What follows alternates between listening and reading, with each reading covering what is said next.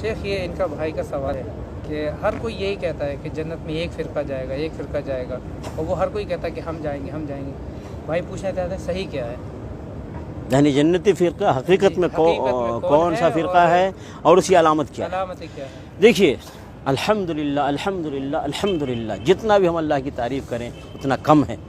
اللہ رب العالمین نے ہر خیر اور شر کی وضاحت کر دیا ہے قرآن مجید کے ذریعے، اور مزید ڈیٹیل اور تفصیل امام کائنات، رہبر اعظم، قائد اعظم، اعلیٰ حضرت، حکیم الامت محمد رسول اللہ صلی اللہ علیہ وسلم نے بھی ہر اچھی بات امت کو بتا دیا ہے اور ہر بری باتوں سے امت کو آگاہ کر دیا ہے، ٹھیک ہے۔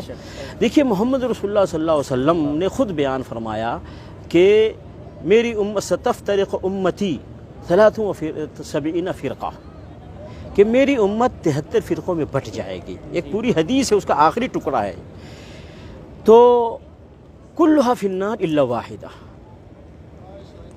اس میں سارے جہنم میں جائیں گے، صرف ایک جنت میں جائے گا، ایک فرقہ۔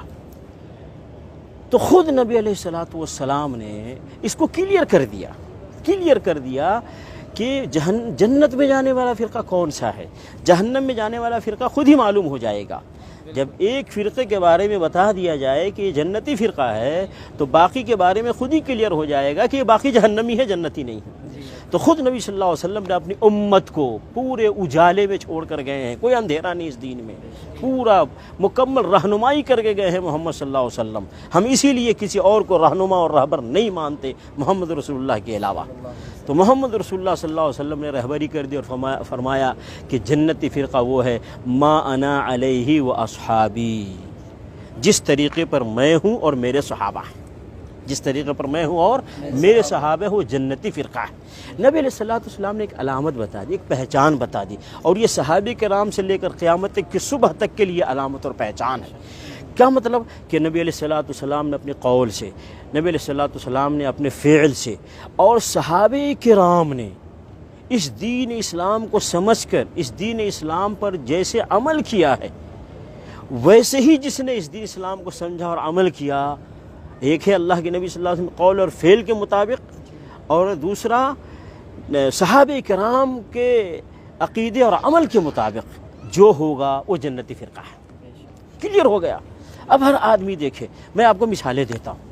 ایک آدمی کہتا ہے محرم میں تعزیہ مناؤ، ٹھیک ہے، کوئی کہتا ہے نہیں منانا چاہیے، تو اب فیصلہ کہاں سے ہوگا؟ اور رسول اللہ صلی اللہ علیہ وسلم کی زندگی دیکھتے ہیں، صحابہ کرام کی زندگی دیکھتے ہیں، کیا محرم کا تعزیہ ملتا ہے نبی صلی اللہ علیہ وسلم صحابہ کی زندگی میں؟ اگر نہیں ملتا ہے تو اس کا مطلب ہے تعزیہ نہ منانے والے، ماتم نہ کرنے والے یہ جنتی فرقہ ہیں۔ کیوں؟ کہ نبی صلی اللہ علیہ وسلم اور صحابہ کے راستے پر ہیں۔ ایسے ہی ربیع الاول کا مہینہ آتا ہے، کوئی کہتا ہے عید میلاد النبی مناؤ، کوئی کہتا ہے عید میلاد النبی نہ مناؤ، تو ہم جائیں گے دیکھیں گے رسول اللہ صلی اللہ علیہ وسلم کی زندگی کو، صحابہ کرام کی زندگی کو، تو ہم دیکھتے ہیں کہ نبی صلی اللہ علیہ وسلم نے، صحابہ کرام نے عید میلاد النبی نہیں منایا۔ اس کا مطلب نہ منانے والے یہ نبی صلی اللہ علیہ وسلم کے طریقے پر بھی ہیں، صحابہ کرام کے طریقے پر بھی ہیں، تو یہ جنتی فرقہ ہے۔ اسی طریقے سے کوئی کہتا ہے کہ اولیاء کے مزار پر بلڈنگ بناؤ، اسی طریقے سے گنبد بناؤ، چادر چڑھاؤ، پھول چڑھاؤ، سجادہ نشین رکھو،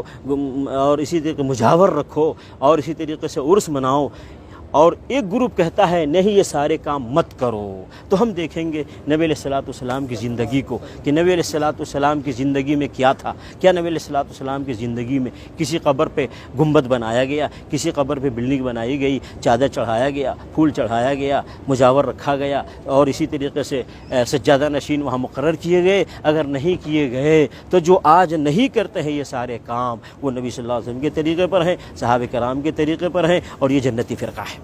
ایسے ہی کوئی آدمی آج کہتا ہے یہ غوث اعظم شیخ عبد القادر جیلانی غوث اعظم ہے، یا کوئی کہتا ہے یہ فلاں ولی غریب نواز ہے، فلاں ولی بندہ نواز ہے، فلاں نبی گنج بخش ہے، فلاں نبی داتا ہے، فلاں نبی مشکل کشا ہے، حاجت روا ہے، کوئی کہتا ہے، ٹھیک ہے، اور کوئی کہتا ہے وہ سب نہیں ہے۔ تو جو کہتا ہے کہ اللہ کے علاوہ کوئی غوث اعظم نہیں، کوئی غریب نواز نہیں، کوئی بندہ نواز نہیں، کوئی داتا نہیں، کوئی گنج بخش نہیں، کوئی مشکل کشا نہیں، تو یہ نبی صلی اللہ علیہ وسلم کے طریقے پر ہیں اور صحابہ کرام کے طریقے پر ہیں، تو یہ جنتی فرقہ ہے۔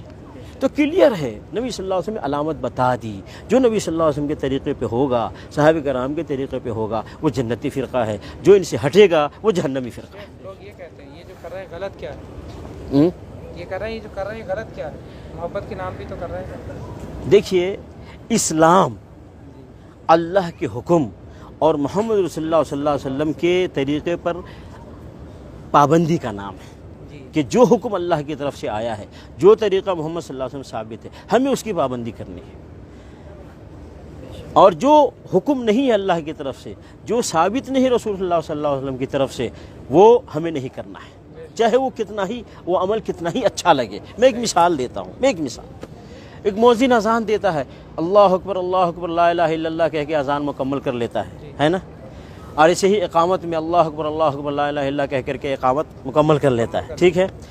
اب ایک دن مؤذن صاحب اذان دیتے کہتے اللہ اکبر لا الہ الا اللہ محمد رسول اللہ، اقامت کہتا ہے اللہ اکبر لا الہ الا اللہ محمد رسول اللہ، اذان بھی مکمل کرتا ہے، اقامت بھی مکمل کرتا ہے۔ کیا خیال ہے یہ مؤذن صحیح ہے یا غلط ہے؟ غلط ہے، کیوں غلط ہے؟ اس نے اچھا ہی تو کیا ہے، برا کیا کیا؟ سنت کے خلاف کر دیا نا۔ ہاں، اسی پوائنٹ کو سامنے رکھنا ہے کہ دیکھنے میں کوئی بھی عمل کتنا ہی اچھا لگے، اگر وہ محمد رسول اللہ صلی اللہ علیہ وسلم سے ثابت نہیں ہے وہ عمل برا ہو جائے گا۔ تو لا الہ الا اللہ کے ساتھ محمد رسول اللہ کہنا یہ برا نہیں ہے، لیکن اس موقع پر محمد رسول اللہ کہنا رسول اللہ صلی اللہ علیہ وسلم سے ثابت نہیں ہے، اس لیے یہ برا ہے۔ تو کلمہ برا نہیں ہے، نبی صلی اللہ علیہ وسلم کے طریقے کی خلاف ورزی کرنا برا ہے نا، اس پوائنٹ کو ذہن میں رکھنا چاہیے۔ جزاک اللہ خیر، بہت صحیح ہو